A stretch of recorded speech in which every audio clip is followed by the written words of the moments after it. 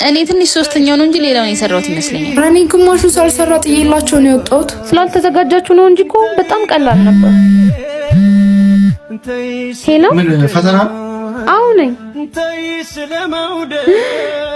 የምር ፈተናውን አለፍኩት። እሺ ሰኞ ጀምራለሁ። ግን እኮ ለቢሮ የሚሆን ልብስ የለኝም። ከየት ታመጫለሽ እነዛን ቁርጥራጮች ልለብሺ? እሱ ምን ያሳስብሻል? ስራው ይገኝ እንጂ የመጀመሪያ ደሞዝሽን ስትቀበይ አብረን ሄደን እንገዛለን። እስከዛ እኔ ጋር ያሉትን ውሰጂ። ሲጀምር ሶስታችንም ተፈተነን። አንቺ እንዴት አለፍሽ? የሆነ ነገር ቢኖር ነው እንጂ እንዴ ምን ይኖራል? እሷ መቀኛው ሰርታ ነው የወጣችው። እንዳንቺ ግማሹን ጥላ አልወጣችም። ሲቀጥል ደስ ሊልሽ ሲገባ ለምን እንዴት ሆኛለሽ? የተሳካላት እሷ እንጂ እኔ አይደለሁ። በሰው ስኬት ካልተደሰትሽ አንቺ ቀን ሄሎ፣ አቡቶሻል። አዎ ነኝ።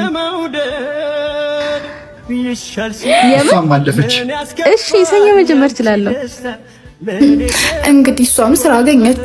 የቢሮ ልብስ ከየት ልታመጪ ነው? ችግር የለውም፣ ግማሹን ተወስጃለሽ። ተራ በተራ እየተቀያየርን እንለብሳለን። አረ አንዳንድ ጓደኛ ግን አብሮ ያለው ሲጀምር እንቅፋት ሊሆንህ ነው የሚመስለው እኮ በቃ እሱ ካላለፈለት እንዴት አንተ አለፈልህ ብሎ ቅናት ጉብት።